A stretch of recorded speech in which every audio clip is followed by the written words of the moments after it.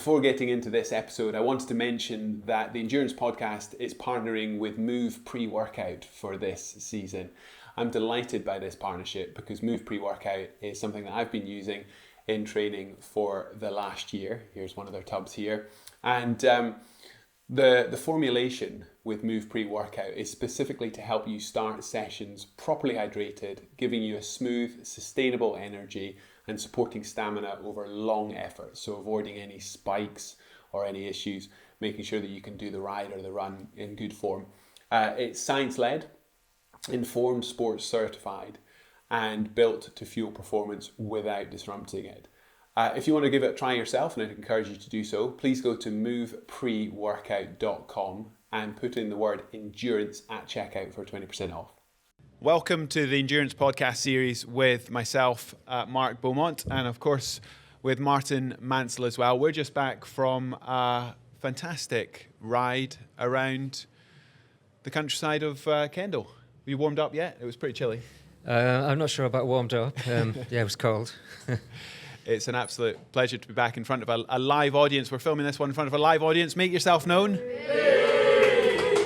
They are real. They exist. For people who are just listening to this podcast, we've got a live audience. Now, of course, throughout the series, we get to go to interesting locations, meet some fascinating people, some of whom are athletes, adventure athletes often, some who are people sharing wise words, supporting athletes, and others who are community builders, doing amazing things in the communities they're a part of. The whole purpose of the Endurance Podcast series is to not just share inspiring stories, but to also give people some hints and tips and hacks and information which they can hopefully take into their own ambitions, whether that is climb the hill next to their house or something a bit further afield. And it's interesting when people come and chat to me, they often say, but it's nothing compared to cycling around the planet. But whatever that Everest is for you is meaningful. And we would love to, through these conversations, Martin and myself and friends, to give people this the quiet confidence. We're not coaches. We're not telling people how to do what they do, but just to give people some quiet confidence to maybe reorder their lives a little bit and take on those ideas that are there but aren't quite real yet.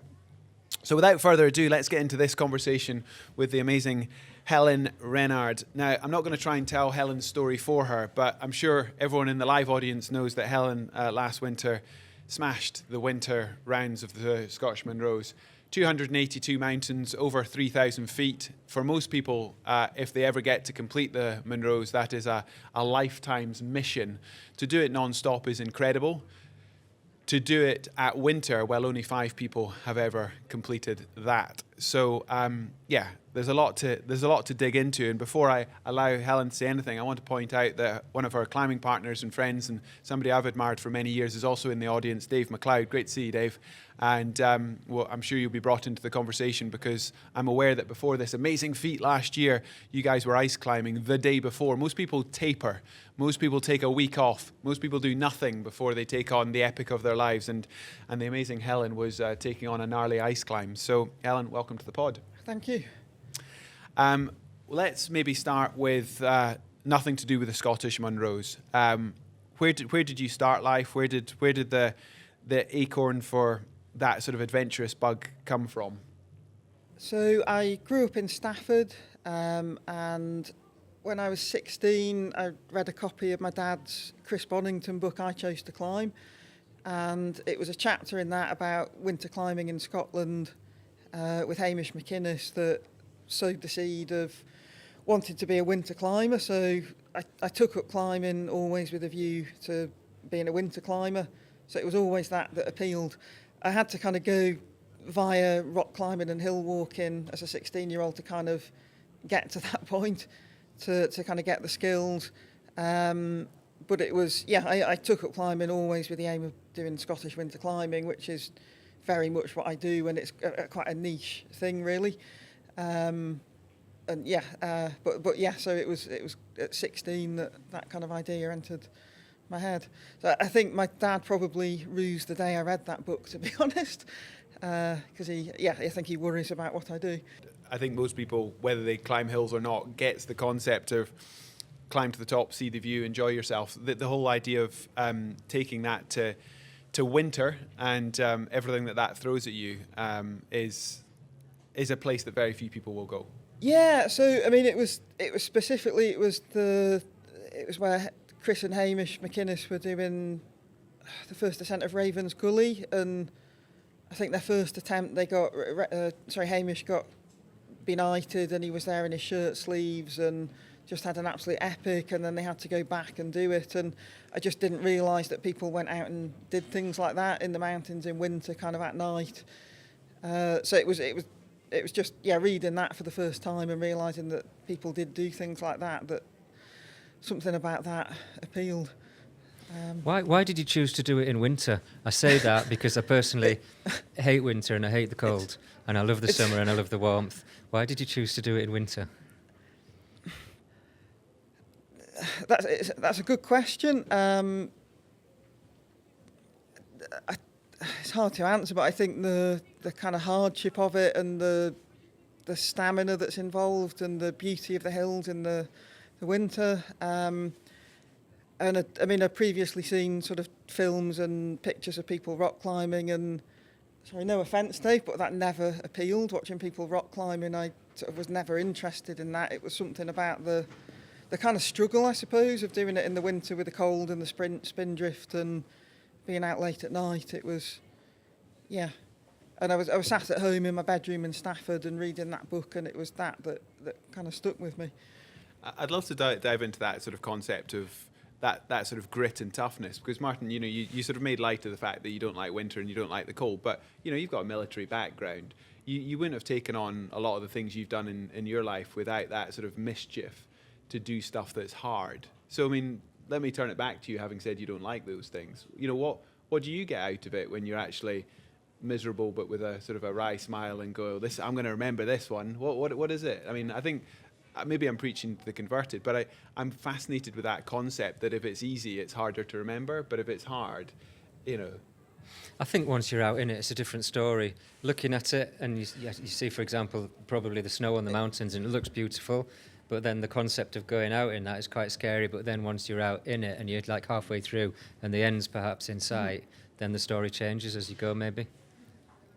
Yeah, I agree with that looking at the mountains from down here when they're covered in snow can be quite intimidating, but once you're there and you've taken it kind of step by step, it's different when you're there in it, I think.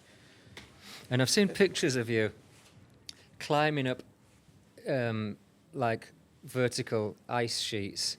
So we recorded with somebody into skydiving a few weeks ago, and we were talking about braveness as a topic, and how skydiving, it must like really take a lot for the first time you ever do it, and then every single time it's still got that kind of anxiety and that fear factor. How I don't know whether you've ever skydived. I haven't, and I don't intend to.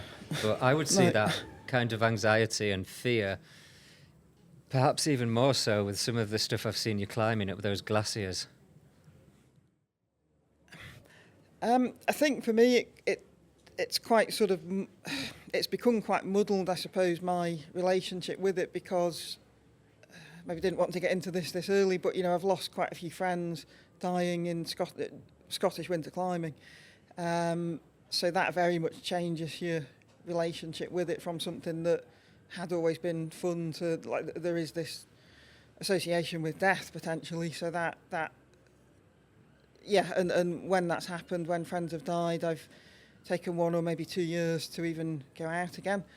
And what I do find now is that I only really go out in winter with people that I like, good friends who I've known for a long time, who I feel safe with.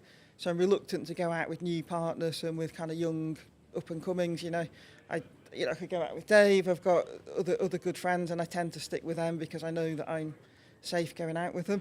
You allude to good friends, and having followed your story, that trust that you have in the mountains is clearly very real. But I also want to point out to the audience, if they don't know your story, that you didn't tell your friends that you were about to take on the winter round and potentially go for the record. So I'm fascinated by A, the kinship and community that you've got around you, and B, the fact that you didn't put anything on social media. You went climbing the day before on a pretty gnarly ice climb, and even then weren't really saying out loud what was about to happen. I mean, that the psychology of that fascinates me, especially in an age where a lot of adventure athletes, it's almost profile first, whereas it's very clear from the way you've led your life that, you know, the recognition you've got is not the motivation for doing what you do, which I utterly respect. It's wonderfully refreshing. Thank you. So I didn't tell. I told a couple of friends. I told my friend Simon Yearsley, I think one or two other close friends. Other than that, I hadn't told anyone. I didn't put anything on social media. My reasons for that were, I mean, kind of several things. I wanted to be left alone to get on with it. I didn't want to make an announcement because I didn't want to draw attention to myself by doing that. I didn't want the pressure of the expectation that people would then have, you know, if you didn't then complete it. I kind of quite like in keeping my business to myself generally, so I wasn't suddenly going to change that and make some big announcement and tell everyone. It was kind of just to go out and get on with it myself. I mean, the only thing I had to modify that about 2 or 3 weeks in, because I told so few people that I didn't even have people for lift. So, like a lot of the Munro days were A to Bs, and the first big A to B I did, which was the Traverse of the Fanics, I paid 60 quid for a taxi to leave. I left my car at the finish and then got a taxi to the start, 60 quid. It's like, well, I can't do that every time. And then the second day where I thought I probably need some help was Ben Law's Traverse, where if I'd been organised, I could have had a lift at one end, and I didn't. And it's like, well, I'll just walk back on the path, which is kind of 8 kilometres, which in summer when I'd done it is fine, but in winter it was kind of waist-deep snow. So it's like the extra 8 kilometres took hours, and then you're finishing late. And so it was kind of those things where it's like I'm actually making this really hard for myself by not telling people. And yeah, my friend Simon kind of had words with me and was like, you need to maybe just get a bit of help, I think. Did they not notice you'd gone missing for 80 days? Well, that was the other thing, and that was when I think about halfway through I thought I needed to tell my mum and dad, because I didn't want to tell them. The main reason for that was so, one, I didn't want them to worry. I thought they'd worry about that and be checking the forecast all the time, and also my dad, dad's from Hull and can be quite blunt with what he says. And I thought he'd say something like, that's absolute bloody crackers, what the hell are you playing at? So I kind of just didn't want to have that conversation with them. But I think they started to clock that I wasn't responding to all the WhatsApp messages as much as I would have been, and they kind of twigged that I was doing something. So I thought I'd better tell them. And how did they react? They were actually really positive about it. And did they jump in the car to come and watch it all, or did they see you at the finish line? No, they left me alone, but they were like quietly supportive, and then they told my brother with about a week to go, which I kind of wish they hadn't done, because then my brother and my sister-in-law and my niece and nephews every day was, have you finished? Have you finished? Have you finished? And it was that towards the end where the friends I had told, I did find that a bit much in the last couple of weeks. Yeah. And it was to the point where friends were saying, you must have finished by now. And so that was kind of where I did want to be left alone and felt quite kind of... Yeah. I mean, I don't know how you found that or if you've had sort of people dealing with that for you. Yeah, I was reflecting on that because we were joking before we went live on the event here that, you know, both of our sort of epics were 80 days, basically. Yours was a bit less than... Well... It's hard to compare, isn't it? Around the planet in 78 days, 14 hours and 40 minutes, and 282 Munros, and but it's still 80 days. It's still 2.5 months of your life. But because I did the opposite and sat on the red sofa at BBC Breakfast and told the world, there was and what I found hard was before I left, people thought I was nuts, like because I was trying to break the previous record by nearly 40%, and you know the record was 123 days, and we did it in 78.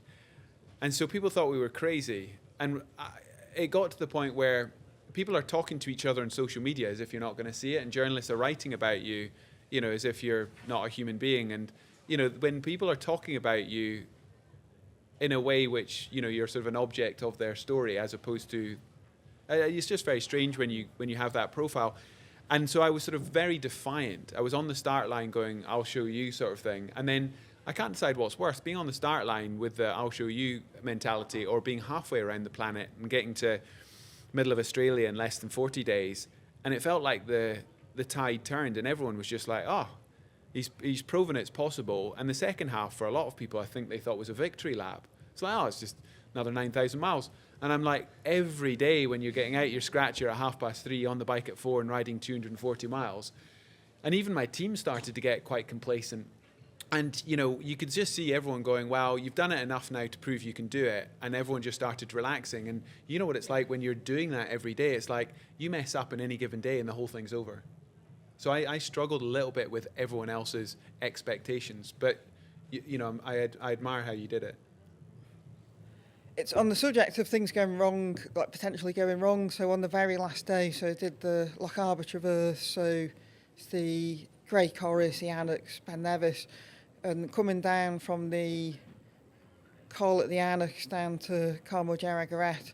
So I was with my friend John Gay, and it was kind of wet, slippy, thawing snow, and it's like a really steep descent. Yeah. And there was a group of, I think there were students by their kit and their age, that were coming down, that were like just really unsteady on their feet, basically. And John and I tried to kind of give them some advice, but they were knocking rocks down and sliding all over the place, and so like, I'm going to end up getting taken out, like with 2 Munros to go by someone, just which was kind of out of my control, but we ended up getting past them and trying to just get out of their way.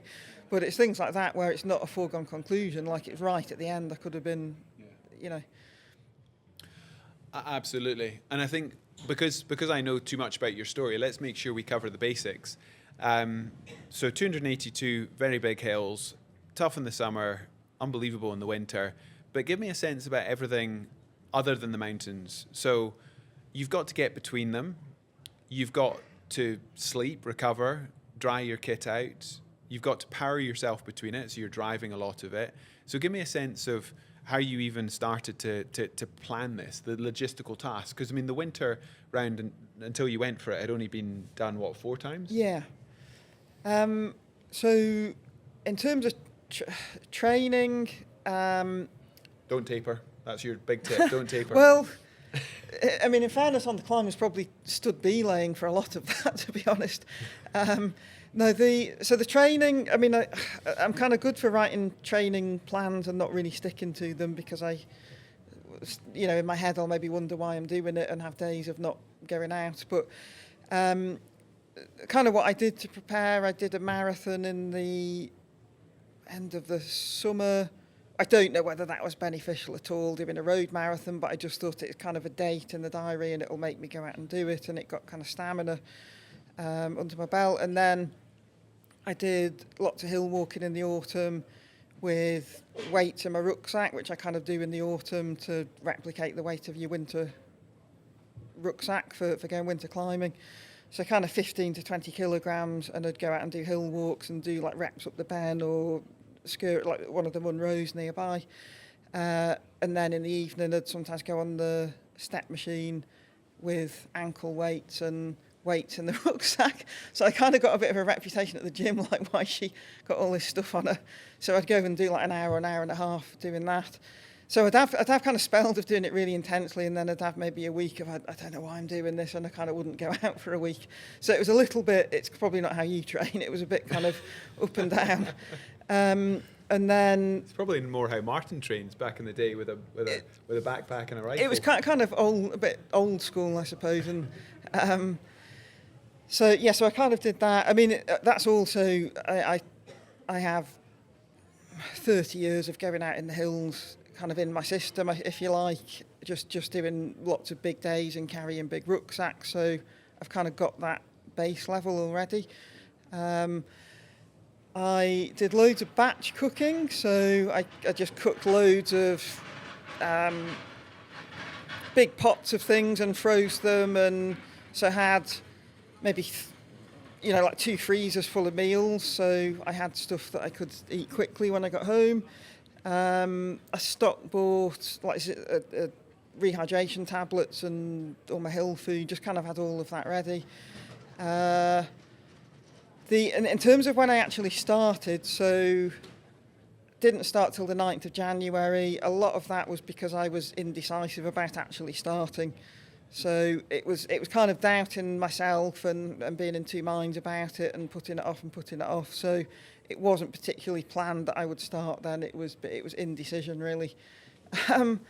And it was also, there was a cold spell, and I knew that there was a new route that Dave was wanting to do in the Arrocha Alps, Ben and Lochen, which he'd been there in the summer and he'd seen like a streak of water coming down a kind of vegetated corner. And I knew that he was probably going to want to go and do that. So I didn't want to miss the chance to do that with him, and that was on the 8th of January, so I thought I'd do that first and then start the next day. That wasn't ideal preparation, because I did that and then slept in my car, and I'd got kind of all my winter kit in the car as well, on top of all my hill walking kit, so I'd got a kind of a load of stuff in the car and wet kit and whatever. And yeah, so it wasn't kind of the perfect start, but I think at the time I was sort of in slight denial I was starting doing it. The Endurance Podcast is brought to you in partnership with Enjoy Travel. Huge thanks for all that they do, and I don't need to introduce my co-host, but over to Martin Mansell to explain Enjoy Travel. So Enjoy Travel brings you car hire, hotels, airport parking lounges with a loyalty platform, meaning you buy 9, you get your 10th free, and you can mix and match across any range of our products. You don't need to just buy 10 car hire, you could buy a hotel, a car hire, and we're giving you a special discount code to celebrate our podcast, which is RID3R, as in rider, and you'll get up to 30% off everything. So click on Enjoy Travel. It's been amazing for these epics, makes our travel so much more enjoyable and seamless. So thanks Martin, thanks Enjoy Travel. I'm interested to know how it felt from the start to the finish. So when you started, how did you feel? And throughout this enduring 80 days, how did the feeling in your body and your health and your bones and everything change over time? How did you feel? So let's say in the middle, how did it compare, and how was the end? It's fascinating that, because 3 months is not a massive amount of time in the space of your life, but just felt like your body adapted to what you were doing, that you just got, like, this is what you do. You go walking up hills every day, and it adapted to that really well and really quickly, like maybe 2 weeks in. Didn't get any biomechanical injuries, like overuse injuries. Didn't have stiff legs. The first couple of weeks I was trying to do physio that I have for various things, and stretches and have baths, and after 2 weeks that went out the window, because it was like I just need to go to bed. So for 2.5 months I didn't do any stretches. So like really kind of not very scientific, but it was kind of like I seem to be, it's all still working. So no, I get it. I always think with these ultra endurance things that like the first week's the critical one, because that's when you're most likely to injure, when your body's getting used to it, and you've got the honeymoon period where you're really fresh and you could be tempted to push yourself a little bit too hard, and I think your body really settles in after sort of a week, 10 days.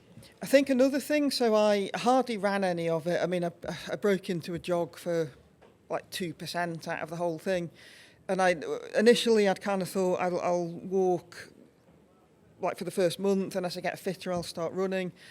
I partly didn't do that because I got a leg injury from falling, which we'll talk about separately, but also I'm not that comfortable about running in the hills in the winter, just the sort of increased risk of going over on your ankle, that you're carrying less kit. I kind of rather do it all a bit on the slightly slower, more heavyweight side and have a massive jacket. Like my rucksack there is kind of pretty big.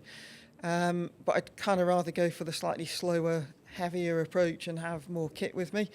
But a few hill running fans had actually said if you had been trying to run it, you'd then have taken longer to recover after. You'd have done the days quicker, but you'd have broken your muscle fibres down more. Whereas the walking is all quite a steady pace, so you can just kind of keep going and keep going. How meticulously did you plan every part of the entire 80 days? And did you always think, I'm going to do it in 80 days? Or did you think, I'm going to do it in roughly 80 days, but it might be 79 or 85? How meticulous was each phase? I had some ridiculous idea I was going to do it in about 60 or something, and I planned it where I was going to do like a succession of massive hill rounds, like doing multiple hills, combining them in these sort of epic rounds. and very quickly realised that was just ridiculous, because you take so much out of yourself doing even one of those that there's no, you take a week to recover from it, and you'd need to have good weather to do it, etc. So I kind of had to keep changing my approach as I went along. But there's still some massive mileages in there. I mean, I know what some of your big days were. I mean, yeah. Give us some of the kilometres So, you were doing. I mean, forget the elevation for a second. We all know it's a lot of up and down. So my average day, so just totaling up the whole distance and ascent. So the average day was 32 kilometres. Average ascent was 2,280 metres. So that was your average day. Yeah. Some What days. was the biggest day? What was the biggest? The biggest was Mulladoch round. So that was, I think, 54 kilometres and like 5,500 or something. And it's not. I mean, that's the schleck on the flat in the summer. But this is winter, and it's dark. Yeah, and it's also that you're not fresh when you're doing that. So.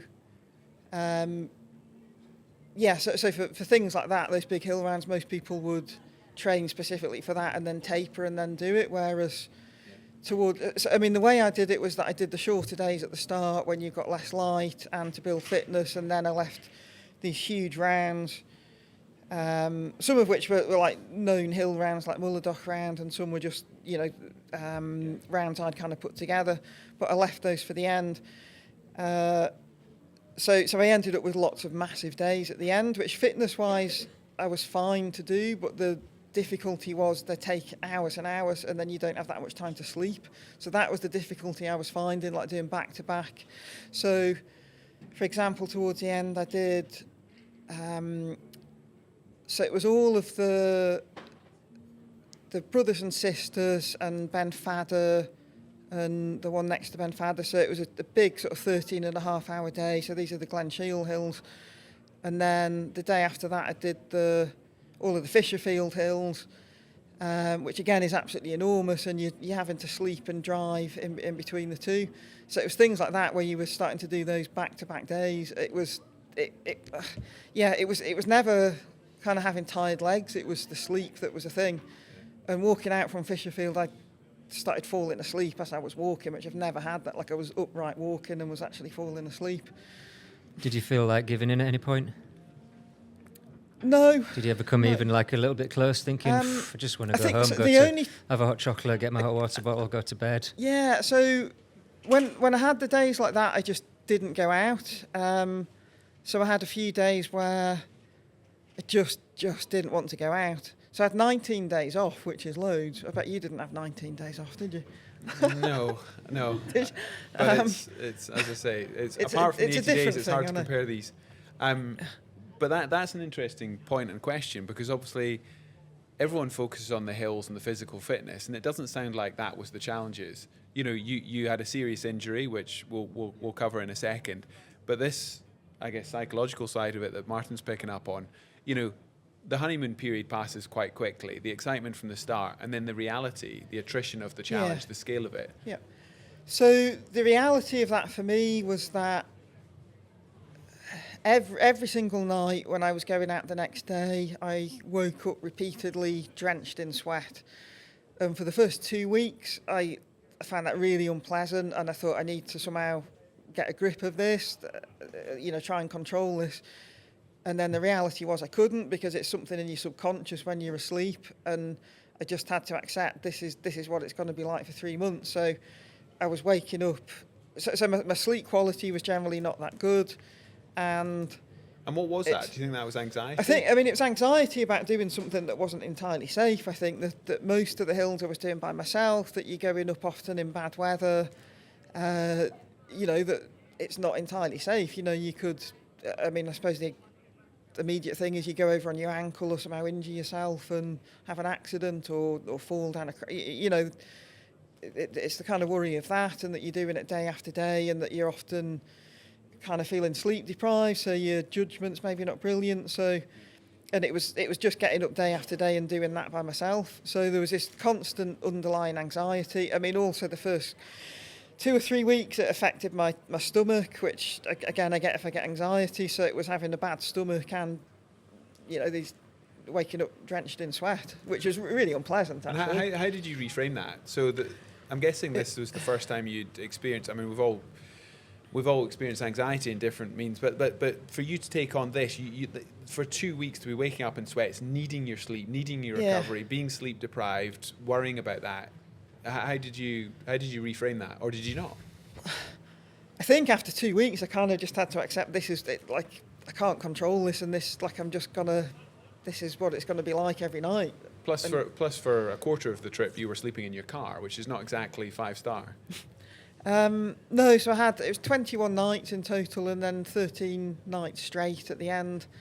But I mean, I had a system basically, and the thing that I did like about that was that I'd park up wherever I was going the next day, and then you're left alone.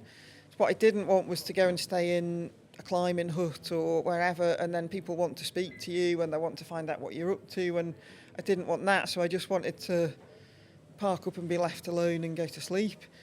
And actually, I do sleep really well in my car. I've got it set up very well. The thing that was difficult was, making hot drinks and cooking, and because I don't have to do that outside the car. So I ended up eating cold food a lot. Some of the stuff I don't really want to think about. That I kind of had 13 nights eating cold food, and and I'd also by then I'd got an open leg wound, which I was having to manage the wound. What happened there then? So with my leg, so it was just before halfway. I was on the hills above Cluny Inn, which is near Glen Shiel, and I tripped and just sort of not concentrating. I tripped and a spike of rock went through the top of my shin, kind of below my knee, and just really, really hurt. Where you've injured yourself and you kind of know you've. So it made like a big hole here, and it was absolutely pouring with blood. And I was by myself. It was about 5 miles from the road on top of a Munro. I didn't have my first aid kit with me, so I'd swap rucksacks in the morning, and I'd not swapped my first aid kit over. So I put a buff around my leg, which it just bled right through, so it was like bleeding all down my leg. Really hurt, but it's like I could walk, so just walk out. So what, did you just carry on, or did you go back? Just carried on. So I was on the way back out. So I was about 5 miles to get back out to the car. So how far did you have to carry on for before you could get get any? 5 miles. Oh, another 5 miles. Yeah, so it was a kind of an out and a back route. So I was on my way back, and it was 5 miles to get back to the car. So right. So I kept going back to the car. I then just drove home and went to bed because I didn't want to. I was trying to pretend that I kind of hadn't done anything to myself. And there was like a hole in my leggings, and there was all this kind of white stuff poking through and blood, and so I went home, had my tea and went to bed, and I kind of thought it'll be fine in the morning and I'll get up and go out. And then how was it in the morning? Absolutely killing, and all my bed was soaked in blood. Did you go to hospital? Yeah. Okay. Yeah, I did, yes. Yeah, no, my bed was soaked with blood, and my first thought when I woke up was, oh, I'm good, please I haven't bled to death. But yeah, because it was just... And how did they treat it then? What did they need to do? Stitches? Well, it was only 3 stitches, because it was stitches. it was deep, but it was quite a small area. I mean, I got scolded for not going the night before, and she cleaned it out and stitched it. And then she said, because it's below your knee, you're fine to carry on, because that bit isn't going to, you're not bending that bit. But actually, when you bend your knee, that bit of your leg stretches. So... So I had the stitches in for 10 days and it didn't heal at all. Yeah. And the next day, I could hardly get out of bed. I thought I'd broken my leg, I could hardly move my leg. And the hospital in Fort William doesn't have the best reputation for diagnosing fractures or spotting fractures. So I very nearly went back to get an X-ray, and then I actually had a GP friend who was in Fort William on holiday, and he said, I'll have a look at your leg, and he said it's fine, it isn't broken, it's just all the muscles have gone into spasm, and he said it won't make any difference if you rest another day, just keep going. So I did, and it really hurt for 2 weeks. Whenever you went downhill, it was just really painful. Went to get the stitches out after 10 days, and it was just wide open. I said, can you not re-stitch it? And they said, no, you can't do that. And then like a succession of nurses came in to look at it and say, oh, that's not right. And you need to have 3 weeks rest. And then the consultant came and he looked at it and said, that's absolutely fine. It'll heal itself. Just keep going. So, I mean, that was really reassuring because the expert was very... I think it's so difficult whenever you have injuries because, you know, doctors, medical experts, it's very hard for them to understand when you're trying to carry on, because what you would normally advise somebody to do versus what you can do, especially when you're going for a record or doing a race, is different. And then you're often weighing up what are the long-term issues if I do carry on versus can I carry on practically short-term. I mean, on the Round the World, I crashed just east of Moscow on day 8 and fractured my radial head, small bone in your elbow. So it's not that important. You can still do this, but you've still got a crack through your elbow, broke some teeth. And, you know, I was just east of Moscow on day 8 out of, 80. And like, well, what do you do? And I remember Laura, my performance manager, saying, you know, you have to make the decision here. I can give you the advice as best I can, but ultimately not getting your teeth fixed for 2 months, not getting your elbow. If I did any of those things and went to the hospital, I wouldn't break the record. Yeah. And then if you take too many painkillers, you completely lose awareness of how badly you might be injuring yourself. So sometimes you need to take some painkillers, but when you're doing ultra endurance, you shouldn't be taking too many anti-inflammatories. You certainly should be avoiding ibuprofen because that can put a huge amount of pressure on your kidneys and whatnot. So you've got to be quite careful not to mask it and to be aware enough. And I always think it's interesting when you're doing endurance, being self-aware enough to know what's the difference between being sore and being injured. Yeah. Because often, like, you need to be self-aware enough to know, well, that's a problem, or that's just because I'm out there pushing myself. And that intuition it's quite easy to lose that, isn't it? Yeah. And I mean, I've not had a kind of so that was halfway through, and it just remained as an open wound until I finished because you didn't have you got no time. Yeah. You had no time and didn't have the calories. And you'd be wet as well. And then what happened when they took the stitches out for several weeks was that you'd get back down to the car and it would have leaked all this kind of fluid out of it, which I didn't know what that was. Apparently it's serous fluid, which is just in your system, and if you've got a hole in your body, it comes out. But I didn't know what it was, and it's like there's all this stuff coming out of my leg, which again, I found that quite worrying, and it hurts. And so that, I mean, I found that really worrying, and that was one of the things where I did. I mean, the next day when I could hardly walk, I did kind of wonder if that was it, really. Martin, this the Endurance podcast series, it's meant to like inspire and inform. How do you think we're doing with the inspiring and informing? Putting off anyone else trying. We're scaring the hell out of our guests, our audience. Well, I can relate to it quite a bit. The want to not go to hospital, and they want to just carry on, because I cycled with Hamish over there and a few guys from Leeds to Nice this summer. And I fell off a quad bike 3 weeks before the ride was to start. And I really smashed my ribs all the way up the side. It was really, really agony. And I really badly smashed this wrist as well. And there was a quite medium chance that it was broken. But I didn't want it to be broken. So I never went to hospital.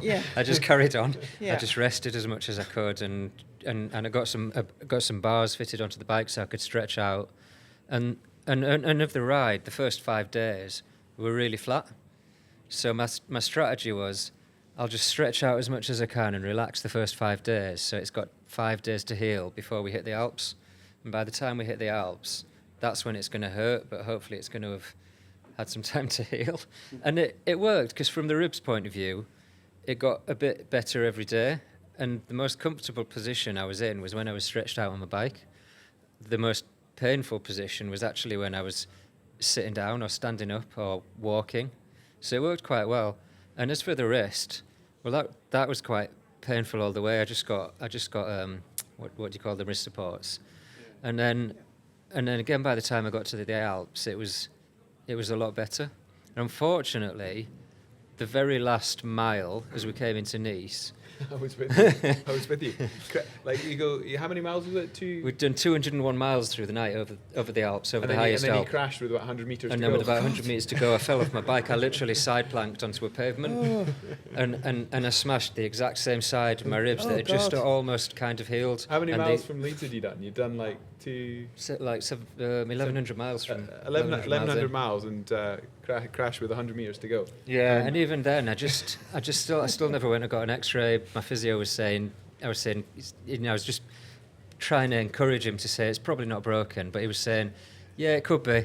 You need to get an X-ray, and I just didn't want to, so I didn't. For the tens of thousands of people listening to this podcast, I would like to point out that if you're worried about something, please get it checked out. Yeah, I would advise that you probably do get an X-ray. Don't listen to my wonderful guest or do co-host get an X-ray here. is the message.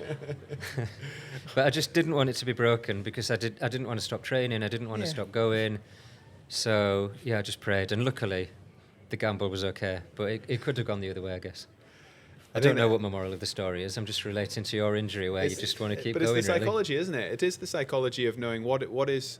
Like, I think the thing that we can all say here is, if you're going to do hard stuff, especially over endurance, you're going to have setbacks along the way, and then how you react to that and take ownership for that is is pretty critical. You know, we can all do it when the sun is shining and things are going well, but when when you're throwing a curveball like that.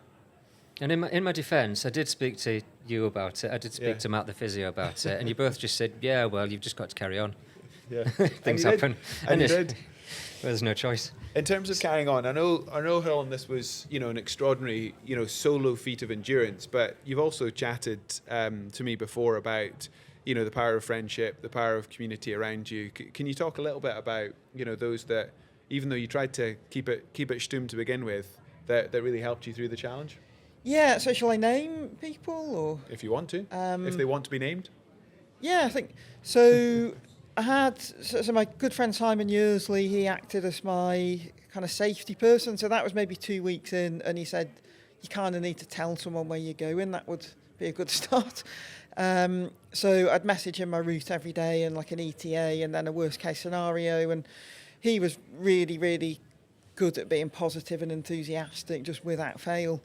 Friend Neil Silver took over from Simon towards the end as the safety person, and then for Hill Day, so John Gay was my biggest support. So John is he was the first person to do a Winter Ramsey round. It's sort of similar to myself in that he kind of just goes out and quietly does things and doesn't particularly like the attention, but he was an absolutely brilliant friend, and whatever time I suggested, he'd turn up, and it was just there without fail. So he did 5 massive days with me. Nikki Spinks, Dave. Nikki's more of a runner, isn't she? Yeah, so that was a funny one with Nikki. So she did the Rigby round with me, which was a big sort of. Well, we did it as 2 days with the bivvy, so that's a big route in the Northern Cairngorms, and we were going to try and do it just as one continuous push, and I said I can't. I need to sleep, so I'll need to have a night's sleep. So we were carrying. It was kind of like mountain marathon type bags, quite a lot of food, so they weren't that light. And she'll be a faster runner than me, but I suppose I'm better at carrying heavy bags. So it was kind of a bit weird that the first hill that we were going up, Breareach, she wasn't actually keeping up, and I had to take stuff off her, which I did kind of think, I don't know if this is how it's meant to work with someone supporting you, but so we kind of had a bit of a chat. It's like, well, I think you're going to have to carry more of the stuff, but what you can do, because there's quite a few out and back, so she sat with the rucksacks and I went and did the out and back, and she kind of make food and coffee. Yeah. And it was, to be honest, by then I just wanted someone with me. Yeah. So she was really good at that, and she gets by on not much sleep, so she got me through the second day, because we'd had a 2.5 hour bivvy that was awful. And then so some good Aberdeen friends who helped, Andy Munro, James Richardson, Dave helped, Loch Coy Kills, and very kindly said if my car broke down, which I was concerned about by then because it was rattling, he said I could borrow his car for the rest of the round, which I wasn't expecting. God, crikey, who else? But yeah, so it was a handful of, Steve Walls and Simon Frost, who I did the cooling with. So I did most of that with Steve, and then had to go back and do another 2 of the Munros with Simon because the weather came in on the first day. But they're all really like good, close friends that I've known for a long time. None of them kind of went and made it public knowledge. They just met with me to do what I'd asked them to do. And the other thing with all of them, they didn't kind of question what my proposal was for that day, or make suggestions. They just said, yes, that's fine, I'll meet you there. So that was really good that they weren't kind of challenging what my plans were. It's extraordinary, and I so admire the way you went around it. I mean, as soon as I asked if you would come on the endurance podcast and share the story, you said absolutely, you'd be delighted to. So to go from that place where you weren't telling the world to now sharing your story, I think's fantastic. As we sort of bring the conversation to a close, you did it for your own reasons, which is so powerful, and I would say the same for most expeditions. You've got to first and foremost be doing it because of the fire in your belly. If you then do it because of brands and profile and even work, if some people are fortunate enough to call adventure work, then fantastic. But it first and foremost has to be the fire in the belly to get out there and create memories and do interesting stuff in the great outdoors. But remembering how you thought about this before you set out, and then I guess reflecting on it now, how does that change? Is it kind of like tick that big box, it's exactly what I expected, or was there anything about that winter round that's is really going to stick with you in terms of a learning? Or it doesn't have to be something insanely profound, but I'm always interested off the back of big expeditions how the idea compares to the reality. I think I was surprised by how my body was able to cope with it. And I'm not old, but I'm certainly not young. And to be able to do that without getting ill at all, didn't get so much as a cold, had no injuries other than one which was from falling on a rock. And I think what I kind of took from that was how good it is to be exercising and to be upright and to be moving, and actually that's what you're designed to do. And it was kind of like it just took a few weeks of doing that for your body to kind of get into this groove of doing that. And I do wonder if I'll ever feel as fit as that again. I have heard you say that it was you would recommend it as a weight loss. A weight loss. If anyone fancies, you lost a stone. I lost a stone. So, I was eating. Some of that was probably like big hole out of your leg. It probably was, and like fluid. Stone in blood. I think most of it was from my upper body, which I felt like that kind of wasted away, to be honest, and all my veins were like popping out. I was eating sort of 5,000 to 6,000 calories a day. Clearly needed to eat more than that, and lost a stone. But it's just kind of hard to eat that much more than that, really. And the thing we've not touched on is the sleep depth, which I'm absolutely fascinated on. So maybe that's a topic that we'll need to come back to on future episodes. But as I say, Helen, I know you've done a number of articles since you finished. You'll be on the main stage for those who are sticking around Kendal this weekend. Is that a Sunday? Sunday at the Leisure Centre, so it's the endurance session. Fantastic. Slightly lost on those who are listening to the podcast in 10 years' time, but yeah, for those who are enjoying Kendal, then stick around this weekend, because Helen, you're going to be on the main stage there. But I don't think you've done many long form conversations like this, so I just want to thank you for taking the invite. On behalf of Martin and myself, you're the first person who's come on who's been a hill walker, climber, shared a story. Most of our guests have, no surprise, been bike riders. So it's amazing to hear endurance, but in a completely different form of adventure. And there's always something to learn. And I'll conclude where I started. I so admire not just the challenge and what you did, but how you went about it. And what an amazing legacy, because it is a legacy to then other people will look at and learn from, and go on and hopefully take on their own adventures. What's next? Any plans for anything else?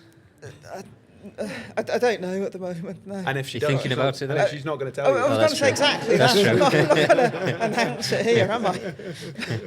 Given I don't even tell my friends. Yeah, that's true. That is true. Absolutely wonderful. Good point. Well, please join Martin and myself with thanking the amazing Helen Rennard.